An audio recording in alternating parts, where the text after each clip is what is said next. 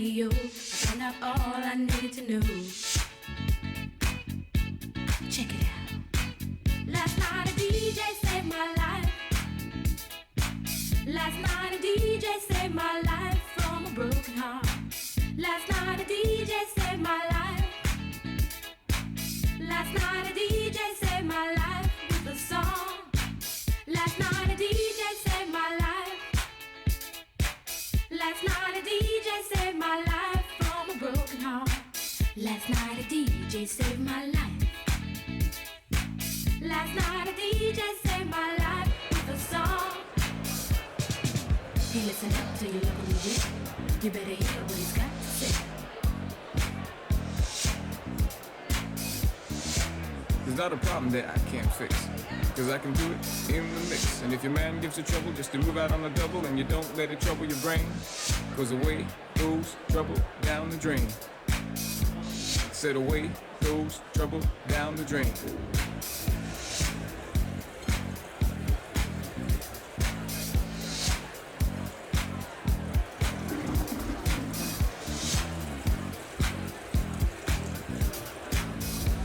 Well, all right. Jump time.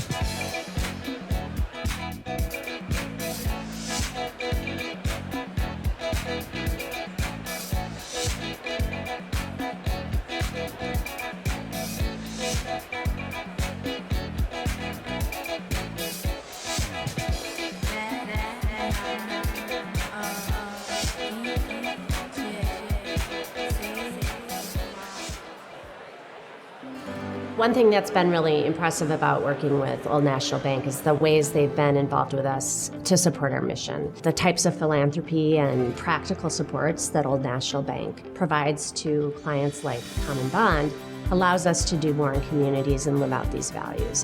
What I love about Old National is the opportunity to lead and manage good people and the support of leadership to uphold my values and the things that I love to do within the community. Old National Bank for us is like going with a family member. They work for the community, and it's something that we focus also a lot, working for the community. I think what makes us unique is how connected we are. This idea that we behave like a family, that people care for each other. We have a deep-rooted culture and passionately serving our clients and our communities. Our employees just truly care. And when you have that type of culture, it truly makes it an enjoyable place to work. A bank that's actually been around for 190 years speaks volumes about what they've been able to do. I feel like they've always been on our side, like they're working with us. I feel them in our plant every day.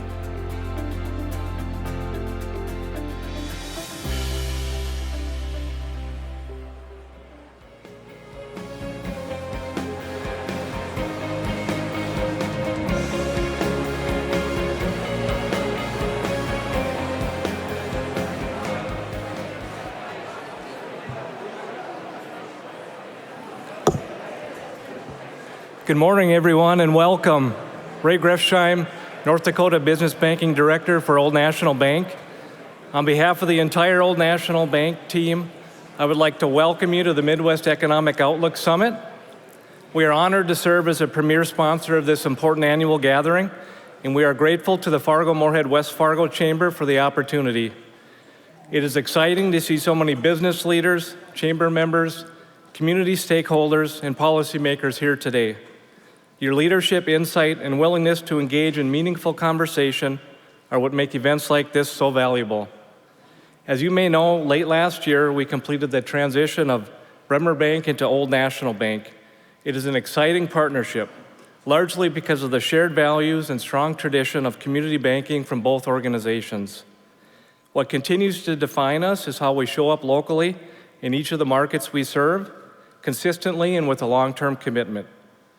When we announced the partnership, it included a $1.6 billion community growth plan that focuses on supporting historically underserved and economically disadvantaged individuals, families, and neighborhoods across Minnesota, North Dakota, and Wisconsin. That is part of a broader $11.1 billion plan with real investments in affordable housing, small business growth, community development, and financial access.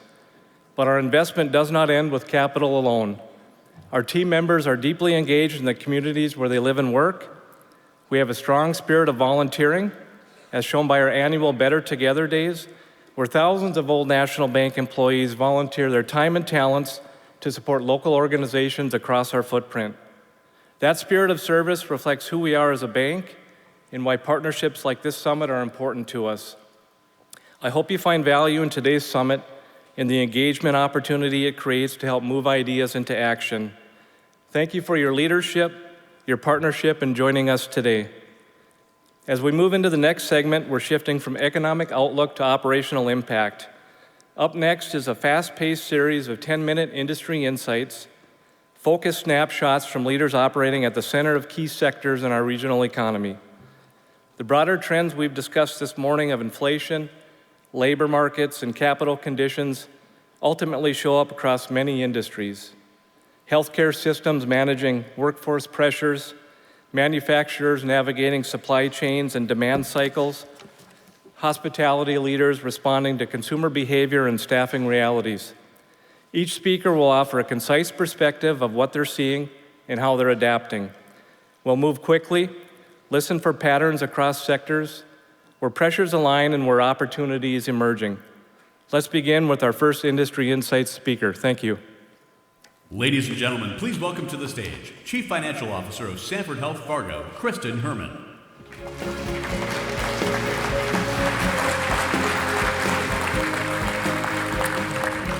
Thank you for this opportunity to be here and share some insights from the healthcare perspective.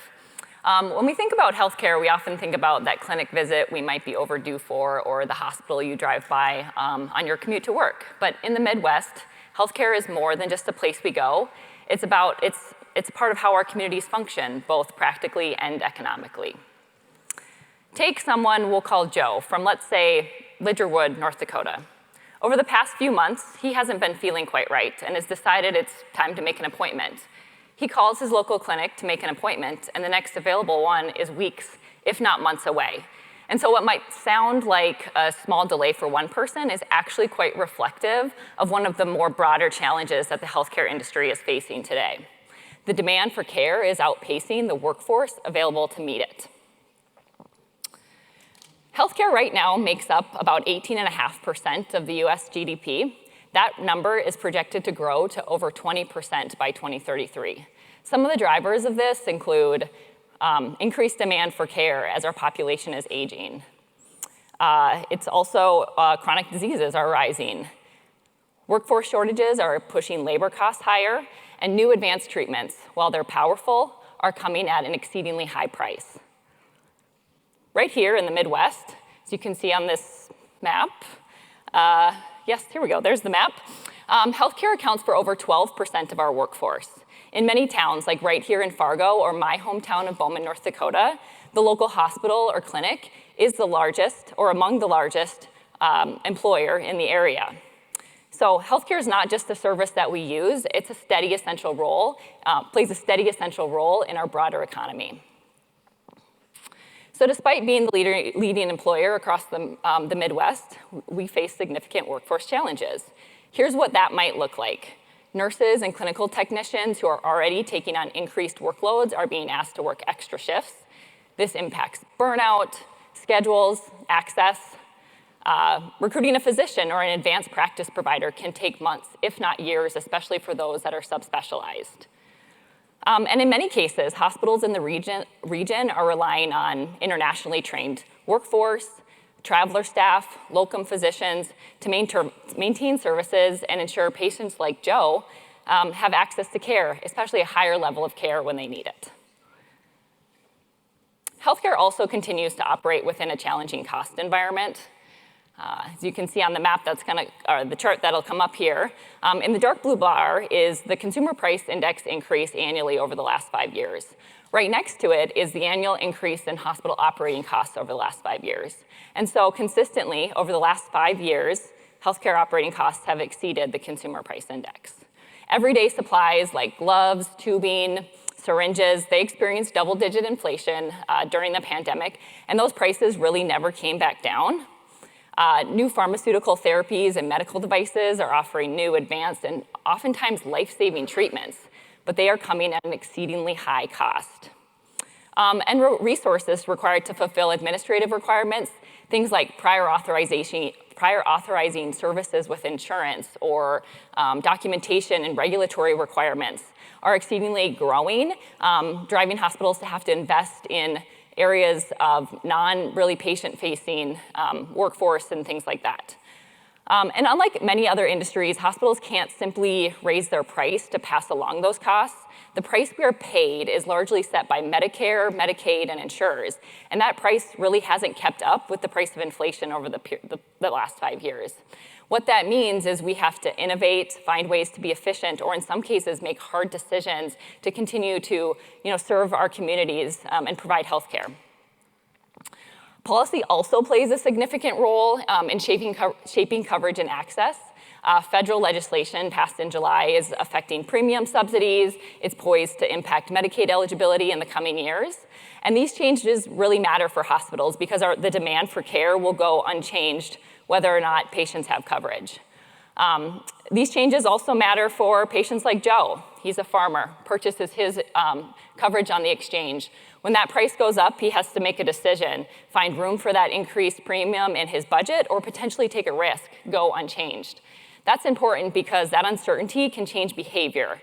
And when behaviors change, we maybe would not make that clinic appointment, maybe delay care, hope symptoms improve. Sometimes they might, but when they don't, they often put that patient maybe in the ER, a required surgery, an inpatient visit. That puts more strain on both the patient and the healthcare system. So now, while healthcare is facing many challenges, we also have lots of opportunities and meaningful opportunities on the horizon. One of the most effective long-term strategies, and you heard about it earlier on the panel, is to be training our future healthcare workforce right here locally. In recent years, Sanford Health has made investments and worked closely with the UND School of Medicine to add much-needed training programs, residencies, and fellowships for physicians in some of our much-needed specialties like cardiology, neurology, orthopedics, internal medicine, and more. We've also been partnering with nearly every school in the region, Concordia College, NDSU, M-State, MSUM, the University of Jamestown, to grow enrollment in clinical programs, everything from nursing to pharmacy, radiology, social work.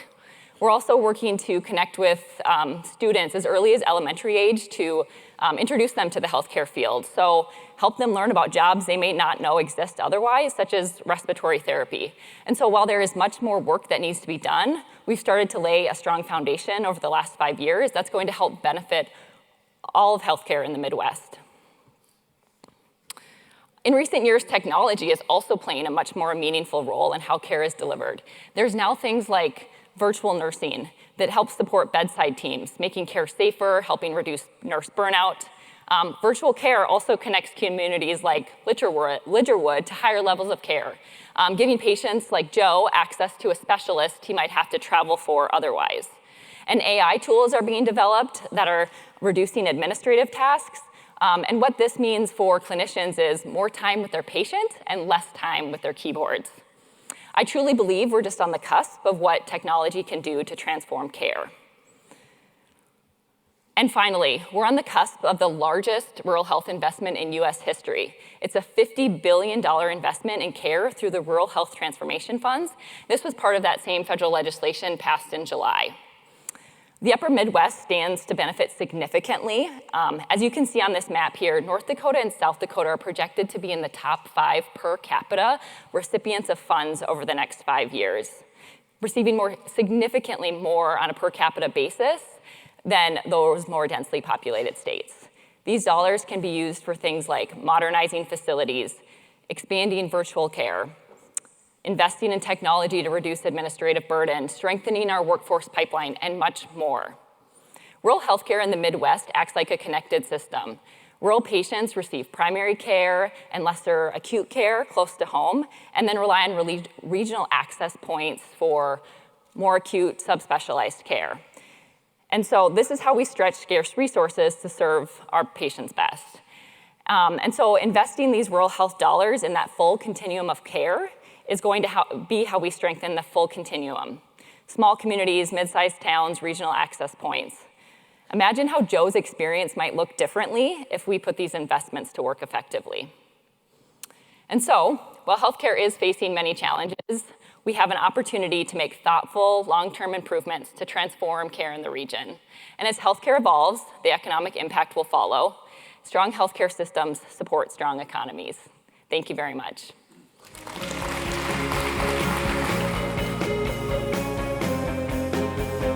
Ladies and gentlemen, please welcome to the stage Vice President of Attachments, Parts, and Service at Bobcat Company, John Grandin.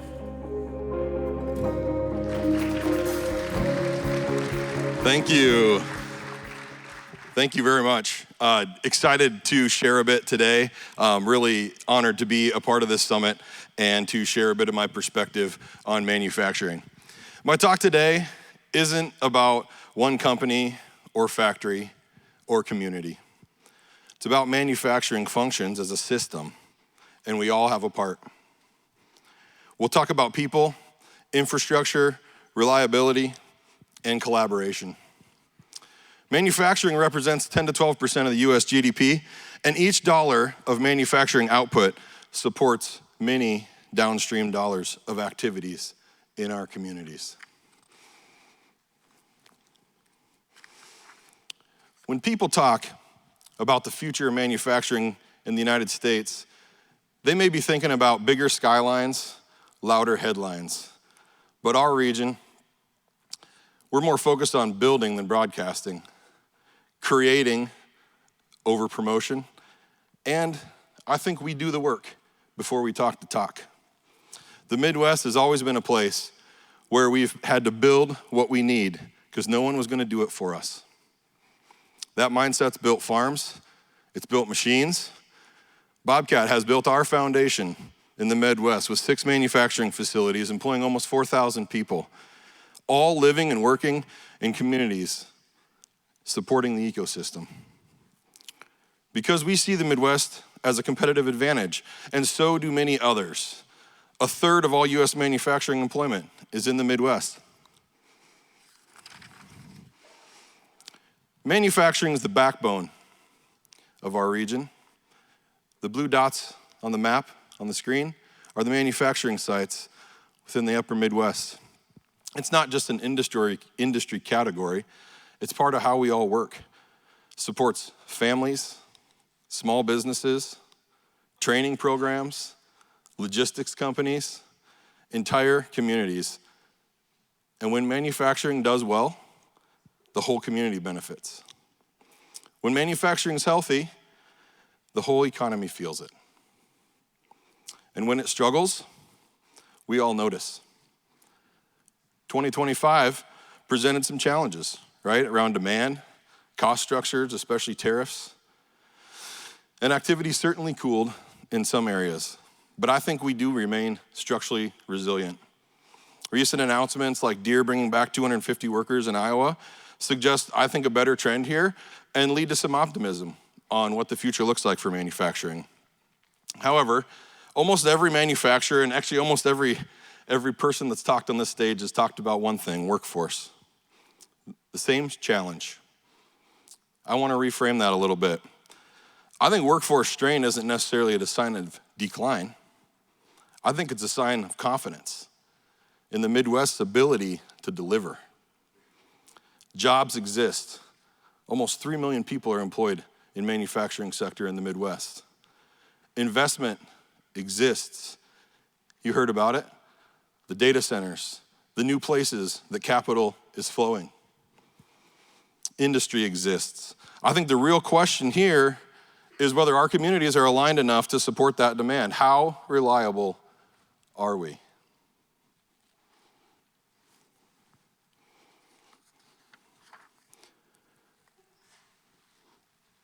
I think we're pretty damn reliable. Our region sits at the intersection of agriculture, energy, logistics, technology, industrial manufacturing. We're fortunate enough to be within a 1-day truck ride to almost anywhere in the United States. We have a lot of things on our side. Just as important things work here. Companies aren't choosing locations based just on incentives or what's out there for them. They choose where power is reliable, where supply chains move, and where people stay. Reliability may not be the most exciting thing to be good at, but I think in manufacturing it's decisive. Downtime in a manufacturing plant is really expensive, and companies can't afford that. I think our region has a lot in our favor, and we continue to be capable, or to continue to be capable and reliable, we're gonna have to evolve.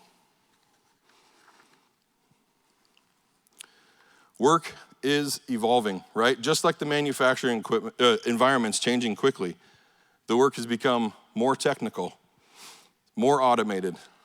Benefits there, it's become a lot safer, right? These are sustainable long-term careers. They pay well. We have expanded skill-based abilities to grow in a manufacturing job that may have just been based on your ability to stay, based on your body's ability to endure. In manufacturing, it's a different skill set today than it has been in the past.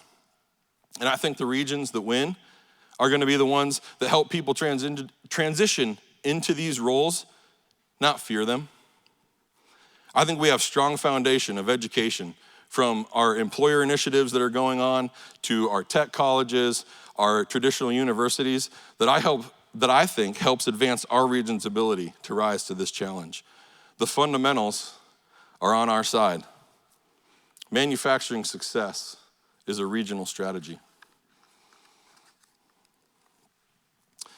The Midwest has a strong foundation to build from. People aren't afraid of hard work. There's attachments here to family and to value, rich history of innovation and solving problems.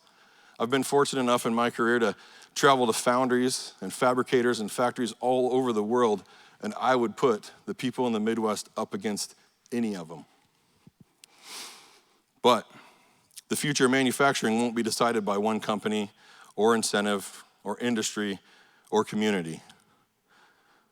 Bobcat's gonna keep doing its part. We've been building machines here for 70 years, right? But it's gonna be decided by whether this region continues to think like an ecosystem. Site selections and big operational choices, they're made with multi-decade horizons. They're not short-term choices and decisions. And so thinking and acting like an ecosystem is a compounding advantage. Everything you put in pays out better in the future when we can attract manufacturers, keep the jobs here, and grow in thinking like an ecosystem. Workforce development is infrastructure. Housing is economic competitiveness. Education, the alignment there is foundational. And collaboration isn't optional. Manufacturing isn't something this region just does. It's something we build together. It's an exciting time to be a leader, and I'm really energized by all the cool things that are going on in this region. Thank you for your time and attention. Let's keep up the great work, continuing our collaboration to support the Midwest as an ecosystem that evolves with the changing world. Thank you very much.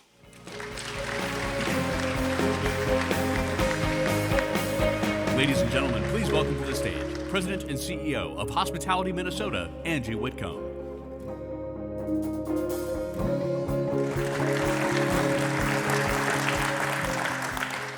Good morning, everyone. Thank you for having me here. I am going to start today with a simple truth. Hospitality is not a barometer of the economy, it is the economy. And I know that's a bold statement, so let me tell you what I mean. Hospitality sits at the intersection of every economic force shaping our region, especially right now. Tariffs, immigration, wage debates, if you can name it, our industry is facing it. Nationally, our industry contributes $3 trillion to the GDP and employs nearly 17 million Americans. In Minnesota alone, the restaurant and food service industry generates $15 billion in total economic output and supports over 317,000 jobs. Here in North Dakota, tourism reached a record 26 million visitors last year, and that's a visitor spending exceeding $3.4 billion for a total economic impact of $5.7 billion. That makes tourism the third largest industry in the state. And these aren't just statistics. These numbers represent hotel housekeepers in Fargo, line cooks in Moorhead, resort owners in northern Minnesota, and campground operators in the Badlands. And that's why the issues facing our industry today are so concerning, especially when it comes to immigration. There we go. In the last several weeks, federal immigration enforcement operations have created significant disruption for the hospitality businesses across Minnesota. And it's been primarily in Minneapolis and St. Paul, but please don't make a mistake, the disruption has been statewide. Restaurants have closed, events have been canceled for years ahead, hotels have become flashpoints for protests. Workers, regardless of their immigration status, are afraid and staying home out of fear. And that's disturbing because hospitality has long been a first-rung industry for immigrants, both documented and undocumented. And when that workforce is destabilized, whether through enforcement, fear, or policy uncertainty, we feel it immediately. Minnesota restaurant employment was already about 2% below pre-pandemic staffing levels before the disruption of the last few months. And we cannot afford another workforce disruption. Now, I'm absolutely not here to tell you what to think about federal immigration policy. That is not my role. That is not my goal. But I am here to tell you what the data shows us. That disruption to daily commerce, regardless of its source, hits hospitality first and hardest. We are a customer-facing industry, and when people don't feel safe going out, whether because of pandemics, civil unrest, law enforcement, or operations, whatever the case, our businesses suffer. Yet even with all the uncertainty that hospitality has faced and continues to face, we are remarkably resilient, especially this past year. The good news is our hotel room supply remains constrained, which helps existing properties. And we aren't seeing this in other regions of the United States. Take the Sun Belt as an example. In Dallas, Phoenix, Austin, and Nashville, developers went on a building spree. Dallas and Phoenix alone are each opening 24 new restaurants or new hotels in 2026. And that flood of supply puts downward pressure on occupancy, room rates, and ultimately the bottom line for the operators and investors in those markets. Meanwhile, the Midwest entered this period with a measured pipeline. And that discipline is now paying off with stronger occupancy, stronger rate integrity, and less volatility for owners and investors. Midwest hotel occupancy rates on average run slightly below the 63% national average, but our revenue growth is outpacing the nation because we are not diluting the demand with supply. And we see that throughout our region. In North Dakota alone, hotel revenues climbed to over $540 million last year, which was a nearly 6% increase. Americans continue to prioritize travel, even amid economic anxiety. 94% of American travelers have trips planned within the next 6 months. So the desire to travel hasn't disappeared, but it has been recalibrated. On the restaurant side of the story, it's similar. Nationally, the sector was projected to reach $1.5 trillion in sales to close out 2025, which on paper is a record. But the deeper you look, the more the regional picture matters. Parts of the Northeast and Midwest have experienced stronger same-store revenue growth than the Southeast, where traffic has softened. The states carry the highest revenue volume. California, Texas, Florida alone account for hundreds of billions of dollars in restaurant sales. But momentum has been more positive here in the Midwest. Nationally, restaurant employment has now climbed to about 2% above pre-pandemic levels. But across the country, it's very uneven. Mountain West states like Idaho and Utah are up 15 to 20%, while states like Illinois and Massachusetts are still 4% below. Minnesota sits right in the middle of that picture. However, our ability to attract and retain workers is what will determine whether we keep pace or fall behind. And with all of this in mind, here's what makes me both proud and concerned. Our industry is showing resilience despite the headwinds, not because they're disappearing. In a survey that we conducted with the Federal Reserve Bank, we found that nearly half of hospitality businesses reported that they were expecting lower profits heading into winter of '25. Rising costs and economic uncertainty were the primary drivers, and rightfully so. Half of those businesses also reported worse customer traffic compared to the previous year. And that's the dual reality we were already facing before the disruption of the past few months. Now, it's no secret that the hospitality industry has the tightest profit margins of any industry, and the external factors of late have only further squeezed those margins. According to the National Restaurant Association, labor costs represent 36.5% of sales for full-service restaurants. For operators who turned a profit, that number was 34%. For those who posted losses, it was higher. That math is unforgiving, and every percentage point matters. Additionally, consumer sentiment remains volatile. The University of Michigan's Consumer Sentiment Index hit lows in early 2025 as concerns about inflation and economic uncertainty spread. And the bottom line is when households feel uncertain, discretionary spending, dining out, weekend getaways, family vacations, those are usually the first things to be stripped from the family budget. Once again, leaving hospitality as the first industry to feel the brunt of several economic factors. So what does the road ahead look like? Because that sounds pretty depressing. Late last year, President Kashkari noted that the economy has proven far more resilient than the Fed expected over the last couple of years. Interest rates have stabilized following the cuts of 2025, and his observation that we may be nearing neutral territory suggests that we're entering a period of watchful stability rather than dramatic swings. And for hospitality, that matters. But I want to be direct with you. The period of easy growth is over. Success in this environment will depend on sharper execution, stronger technology integration, and closer alignment with shifting consumer behavior. And here's what that looks like in practice. First of all, businesses are going to need to protect their margins through operational discipline, not just price increases. Keep in mind the operators who remained profitable kept labor costs more than 2 percentage points below those who posted losses. Every point matters. Second, as an industry, we need to embrace technology as an ally. According to an industry analysis, 96% of hoteliers are investing in contactless technology this year. And interestingly enough, 82% of consumers say it doesn't harm the human touch. Rather, it enables it by freeing the team at the property to deliver more meaningful service.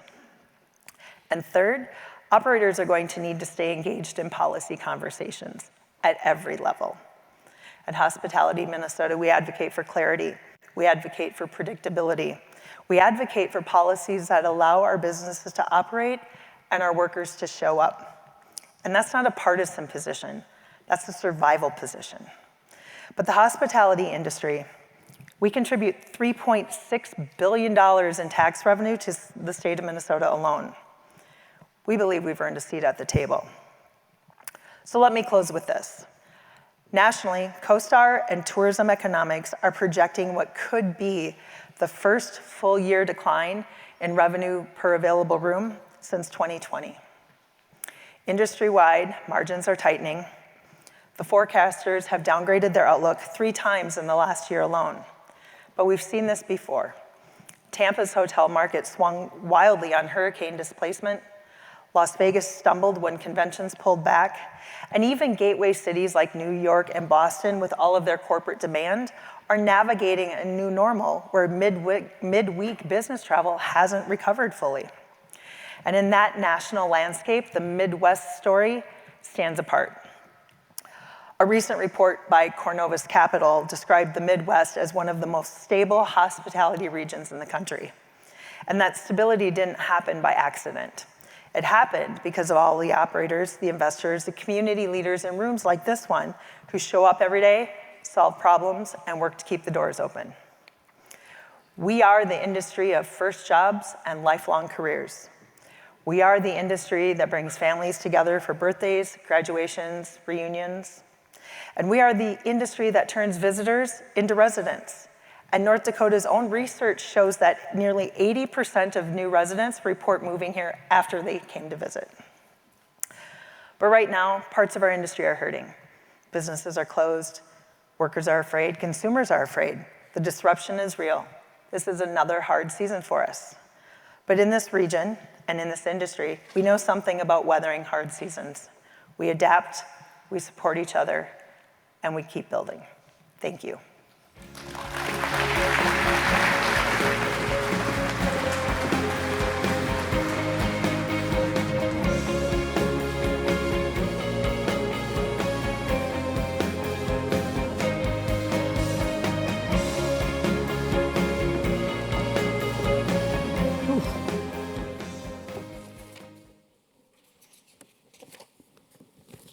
Bright up here.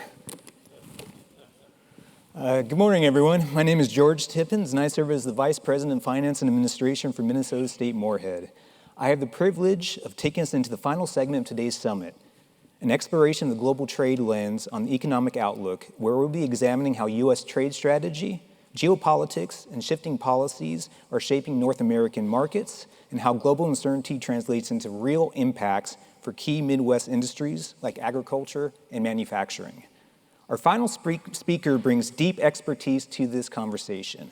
David O'Hara has spent his entire career in capital markets and is widely recognized for his work in regulatory arbitrage, event-driven investments, and emerging technologies. Since September 2024, he has served as Managing Director of MKI Global Partners, where he has led the expansion of their U.S. team and served as lead analyst on domestic situations across all sectors and asset classes.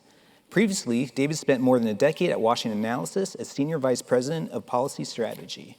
Please help me welcome David O'Hara to the stage.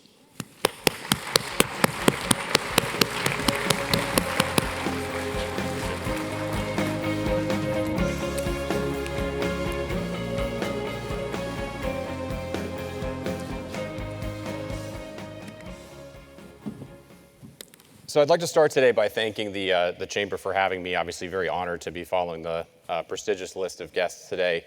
For those who don't know MKI Global Partners, we are an advisory firm for corporates and large institutional investors. So in my daily life, I get to travel the world and talk to some of the smartest investors in the world, firms that you would know.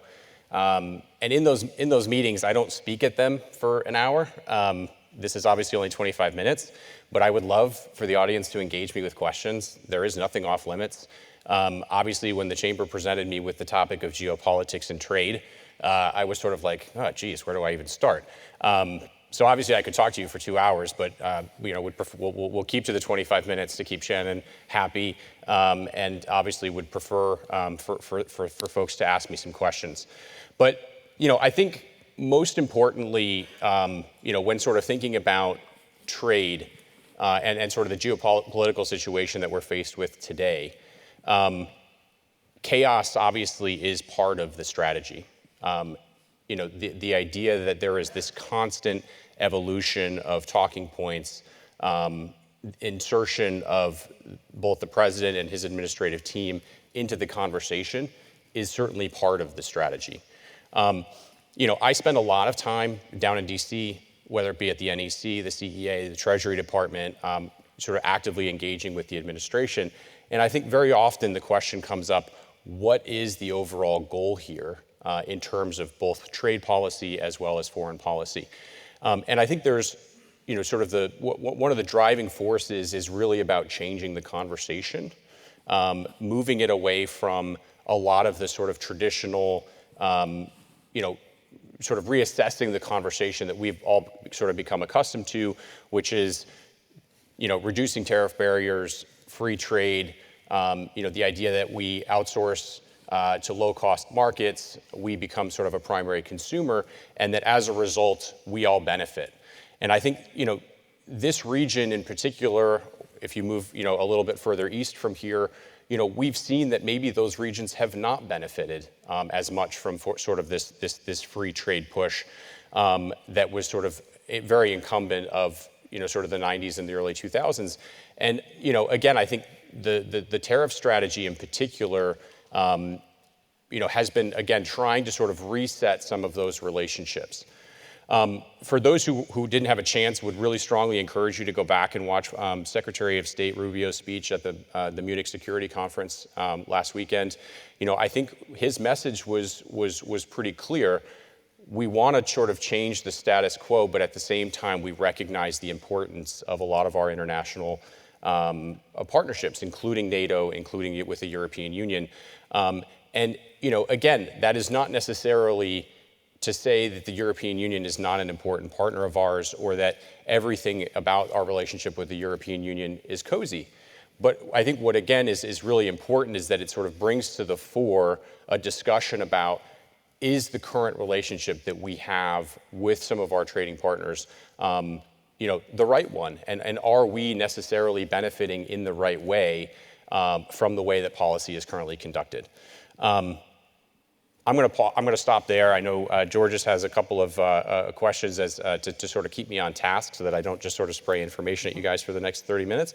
But again, certainly would encourage the audience to submit questions to me. Very happy to answer those. All right. Thank you, David, for that overview. And you briefly touched on tariffs, and let's do a deeper dive. Now, tariffs can be a double-edged sword, right? So they bring in extra revenue to the government. They also serve as protectionism and help our domestic industries. At the same time, it's a tax, which ultimately a lot of times ends up on the consumer, and also can affect our standing with our long-term trade partners. So I have a three-part question for you. So how are tariffs right now, current policy, affected our region? Two, looking at the global landscape, how has it affected our standing in the U.S. compared with all of the other countries in the world? And finally, the Supreme Court is currently hearing or deciding a case on the use of the administration's tariffs, and kind of where do you think their decision is going to land? Sure. So maybe I'll take those in reverse order, and obviously if I miss one, certainly keep me on task here. So the Supreme Court has actually indicated that Friday, so tomorrow is actually a decision day. So we could get a decision on Trump's reciprocal tariff policy as early as tomorrow. I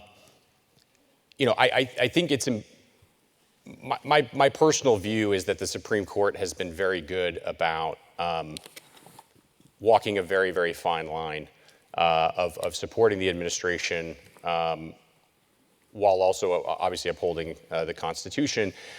I know sort of current market consensus is that the Supreme Court will overturn Trump's tariff policy. I'm actually going to take the opposite side of that because I do believe that the Supreme Court is sensitive to very politically charged decisions. So we'll have to wait and see how that manifests itself. I think that was question number one. Yes. United States standing with our global partners. Yeah, so look, I think this is an important one, particularly for this region, and part of the reason for me saying that is, I think we actually see in this area, particularly in agriculture, a hangover from Trump 1. So Trump 1, obviously took a very aggressive posture towards China. And in particular, agriculture became a choke point for the Chinese in terms of sort of pushing back against U.S. administration policy. And as a result, even when we sort of reached a sort of softer stance with the Chinese, they had already moved on, right? They had already sort of formed new relationships, started purchasing agricultural products from Argentina, from Brazil. And I think, despite the fact that there was an accord that was reached sort of towards the end of the Trump administration and a very different posture and stance taken from the Biden administration. We never really kind of saw that come back. And I think this is what is somewhat emblematic of and sort of the negative externality of the posture that the administration has taken, not commenting on whether tariff policy is achieving the right outcomes, but countries also require the same stability that capital markets do. Countries require the same stability that all of you, need to run your businesses appropriately. And I think what the unfortunate sort of externality is that when you have sort of big political swings, which in our democratic system, does tend to be the case, sort of swinging from one extreme to another creates uncertainty that is very difficult for even our trading partners to navigate. let alone ourselves in our daily lives. And so, what we've seen is certain countries start to drift from the United States as sort of the central beacon. The administration obviously can use sort of tariffs and trade policy to right-size certain behaviors, right-size certain trading relationships, right-size the exchange of goods and services. But likewise, it does sometimes have the unintended consequence of countries shifting the way that they deal with us.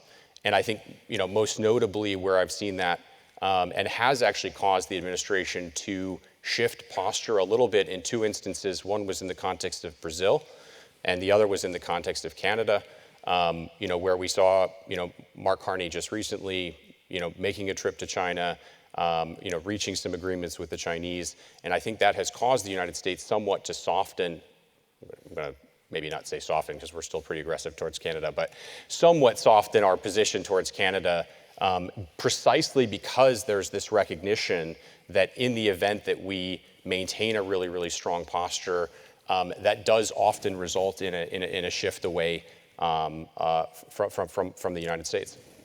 Thank you. We have a question from the audience on this topic. With trade agreements like the United States-Mexico-Canada agreement, are tariffs on Canada and Mexico harming trade as bad as the media made it sound, or is the USMCA still in place? Yeah, it's a great question. The USMCA is still intact. There is a notification window that will culminate in, I believe it's July 1st, which is a moment in time at which Mexico, the United States, and Canada have to, literally the leadership of each country has to sign their intention to either withdraw from or stay in the USMCA. Obviously, the USMCA has had sort of mixed results. It does create a trade-free zone between Mexico, the United States, and Canada. The downside is obviously that there are certain goods and services where the countries within the USMCA can still impose tariffs or choose to not intake certain products. So in particular, slightly less relevant for this area, but for my home state, the great state of Vermont, for example, Canada does not import dairy from the United States. And so that is, sort of a very contentious issue for the administration, and is a topic that, Jamison Greer, the USTR, the U.S. Trade Representative, has brought up, as a point of contention. And then one of the other areas that, has been sort of flagged as an area of contention is the ability for countries like China to transship or establish a beachhead in one of the USMCA countries. Mexico is one that is oftentimes flagged for this, where then China is able to sort of transship through Mexico and sort of avoid tariffs. So, yes, the USMCA is still in place, but I think there are certainly important aspects of that trading relationship that the administration, would like to sort of look at and reopen. I think I'll probably pause there. Okay. And going back to the tariff discussion, how has it impacted our region, and thinking specifically agriculture, but also manufacturing, with knowing that the price of some of the inputs that we come from other countries would then cause issues with the manufacturing process and ultimately what the goods can be sold for? Yeah, it's a great question. As I sort of touched on, agriculture has been, sort of in a bit of a rough patch over the last couple of years. And despite, some of the goodies, for example, the large agricultural purchase from the Chinese that was announced just a couple of months ago, despite the fact that that does, have a buoying effect on pricing, it doesn't change the overall dynamic, right? That damage has already been done. Where I do think that, this region in particular can marry both sort of agriculture and manufacturing is certainly a sector that, is a big focus up here, biofuels, ethanol. We've seen sort of an effort on the part of the administration. Trump talked about E15 just a couple of weeks ago when he was in Iowa. I would caution that does require Congress in order to impose an E15 mandate on the country. I don't think that's going to happen. However, again, I think there are sort of creative ways sort of marrying the energy sector here, with the agriculture industry. There are certainly opportunities for additional offtake to come from industries like that. And then, a topic that's been touched on by a couple of folks here so far today is obviously the position of energy dominance here in North Dakota, right? The access to low-cost energy, which has sort of allowed for the benefit of manufacturing that's coming from sort of artificial intelligence, manufacturing automation, and a lot of the great programs that are being spearheaded by NDSU and UND, which I had the pleasure of touring a couple of years ago when I was here in the region with a venture capital fund that was looking to set up shop here. And so I think again, the trade debate has certainly introduced a lot of friction.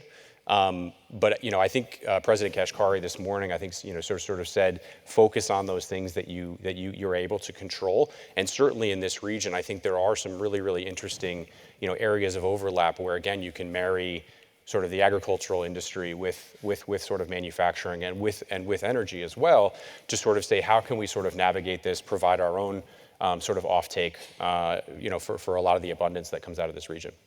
Thank you. Let's pivot to some geopolitical tensions. Obviously, we have the continued conflict in Ukraine, but earlier this year, the United States deposed the leader of Venezuela, and there's been continued rhetoric about possible annexation of Greenland. So with all that going on, what impact do you have from kind of that administration's decisions on the United States? So I'll take those sort of separately. I think Greenland obviously is kind of a complicated issue unto itself, and one that I think there are probably more questions about than answers. Venezuela, I think, is an interesting test case in sort of what I would call this new posture on the part of the Trump administration. Obviously it demonstrated, sort of the power and might of the U.S. military, but I think there's a bit of misconception about what the U.S. was trying to achieve there. That was less about sort of removing Maduro from power and more about creating yet another flashpoint within sort of the broader geopolitical relationships.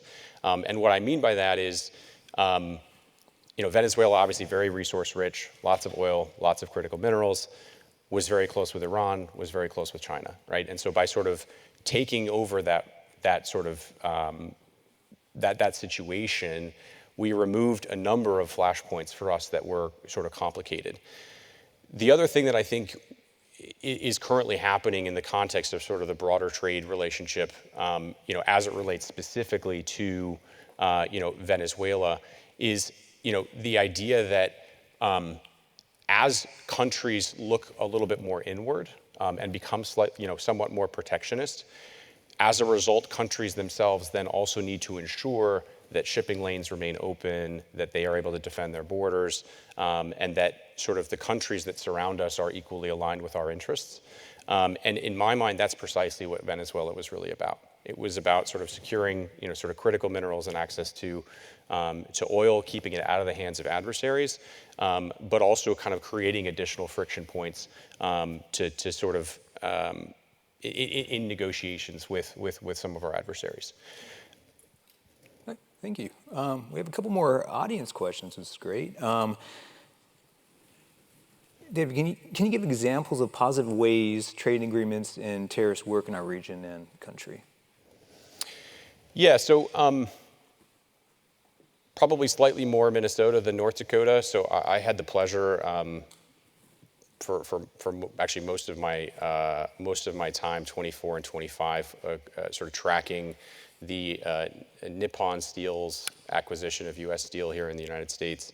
It was obviously a very complicated issue, required what's called CFIUS, Council on Foreign Investment in the United States approval, and certainly was an issue that created friction both internationally and within the United States because there was a union angle. Obviously steel is a very strategic industry. And then of course there was obviously the foreign ownership piece of this. The reason that I think it's important to talk about steel is because steel is obviously an input into a lot of things that we do. Minnesota obviously has a U.S. Steel iron ore mine up north, and in my mind, I think what tariffs have done, particularly in steel, is sort of provide a bit of a price floor in order to prevent the complete and total erosion of the industry.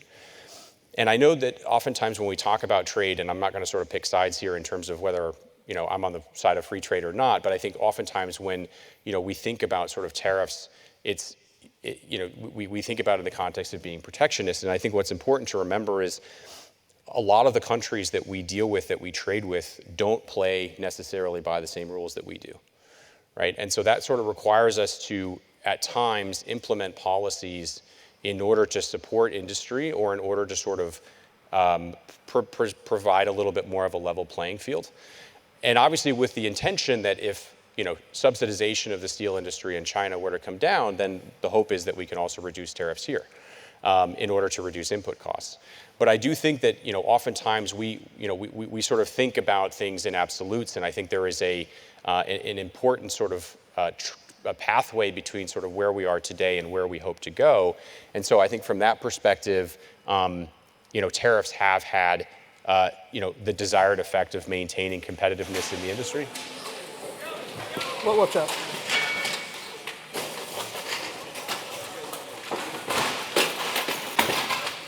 Yeah, that's good. Oh, we're good, we're good. Well, that was exciting. Yeah. Certainly more exciting than my presentation. Oh, jeez. Yeah, it's fun. Like bringing down the show.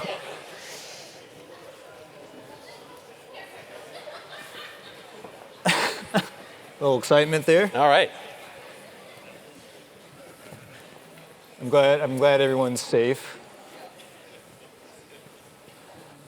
Everybody really kept on their toes over there. Yeah, yeah. Really moved faster than I would have. So the audience thinks you're more willing to delve into the political nature of this. So the other question we have is, well, President Shikari couldn't dive too far into the political discussions. Can you talk about what is currently happening at the Fed and how current political decisions could impact their future? Yeah, it is a great question. As someone who sort of operates day-to-day in capital markets, I am someone that very strongly believes in the independence of the Fed. There is definitely a desire among certain folks within the administration to have more direct control over interest rate policy and over sort of broader monetary policy.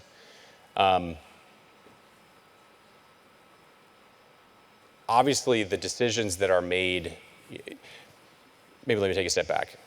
I personally think that Kevin Warsh was the right person for this time, and I think he's the right person to choose to be chair of the Federal Reserve.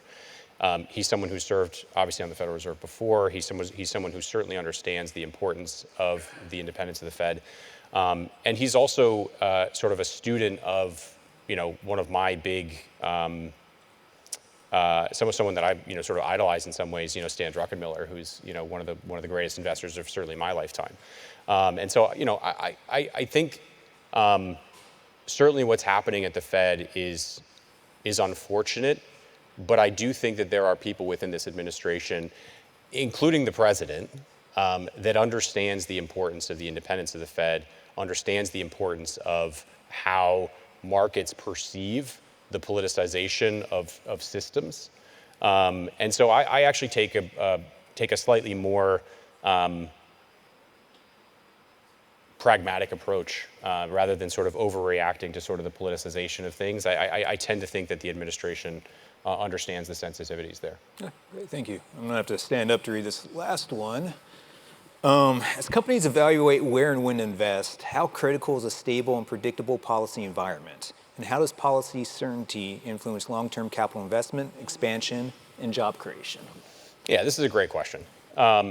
There's no question that this administration, in some ways thrives on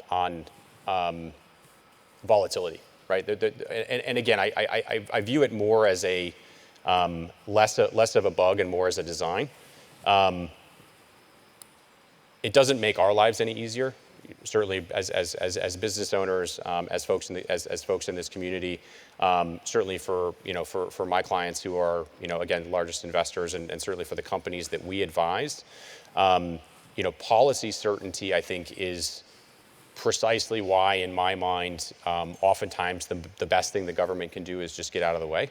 And again, that's not to say that the government doesn't provide important services. That's not to say that the government, isn't there to provide sort of, border control, military, retirement, et cetera. But I think everybody in this room is obviously looking after their own retirement, right? We're not relying on the government to exclusively do that for us. And so, I think policy certainty is quintessential for the ability for people to sort of plan. And I think where you see it, one of the industries that I spend some time on, whether it be sort of mining, rare earths, which obviously is a big focus for this administration, but also in the context of power and utilities, when somebody builds a power plant, they're investing in that asset for not 10 years, they're investing in that asset for 50 years. I'm sure when Bobcat sets up a manufacturing facility here in the United States, they don't intend that plant to be in existence for 10 years. They intend for that plant to be in existence for 50 years or more. And obviously, in order to make those CapEx decisions, you really need that stability.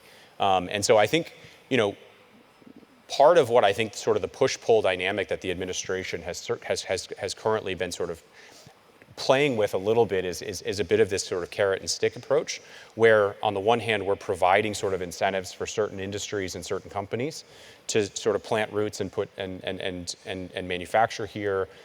Certainly some of the efforts on sort of reshoring and bringing manufacturing from overseas back to the U.S. has been successful, and I'm certain that this region will be a key beneficiary of that as well.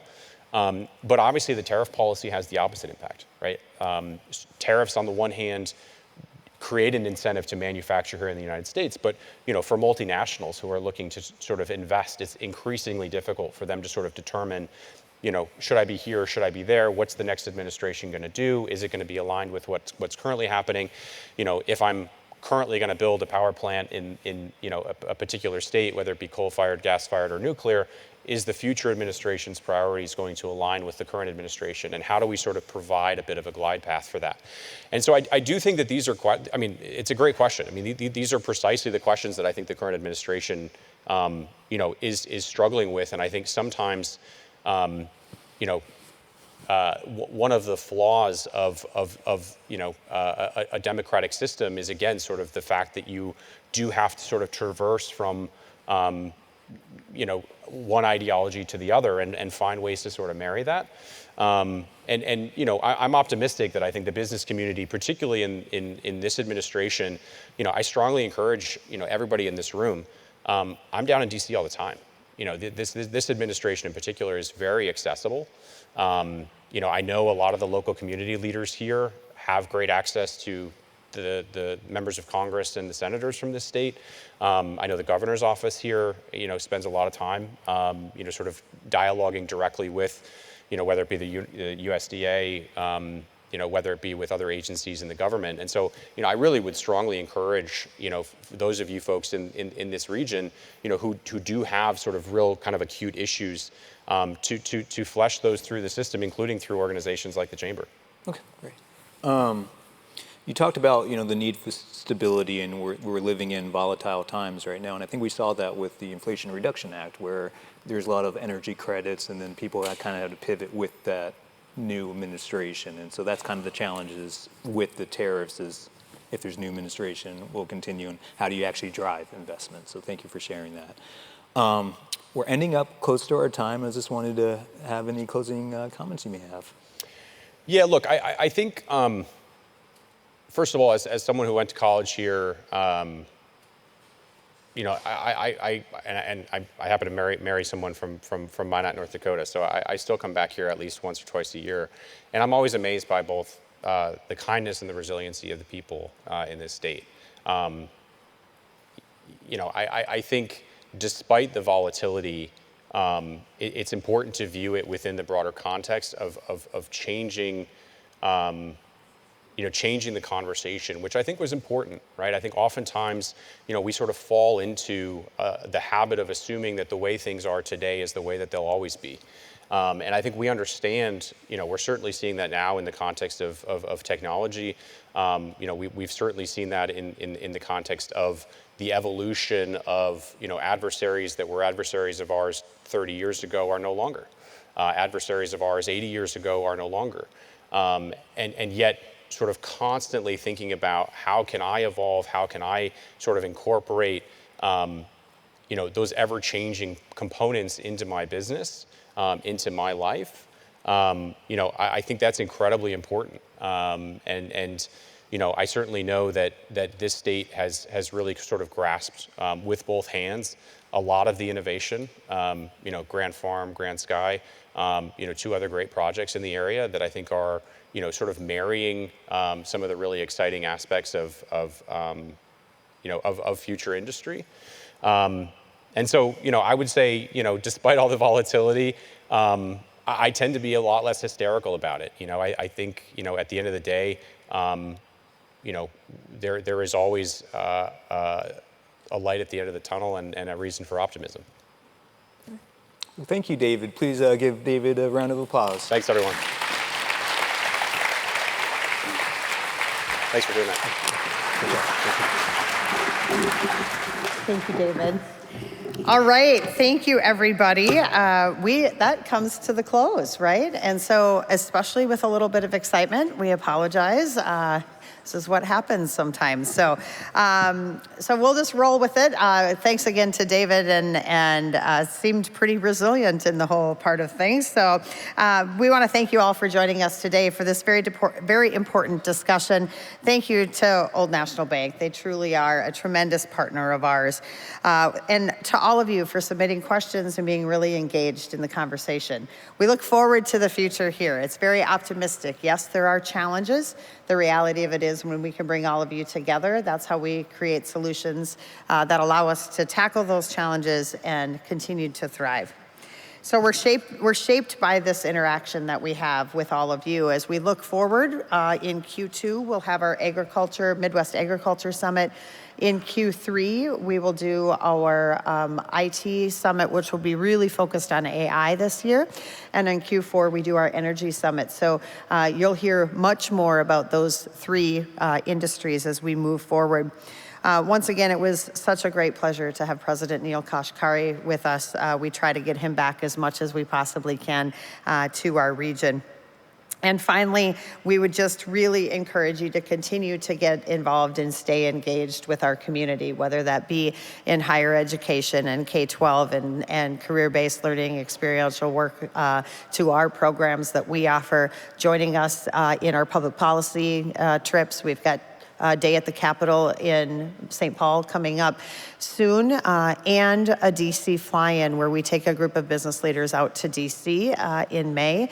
And so please consider joining us when you can, because we really value your insight. We need your boots on the ground, tactical experiences to be able to demonstrate all the public policy changes and enhancements that we need in the future. So to all of our partners, sponsors, chambers and trade associations that join us, we love that we have this strong partnership. So we wish you all the best today, and we look forward to seeing you very soon. Thanks so much.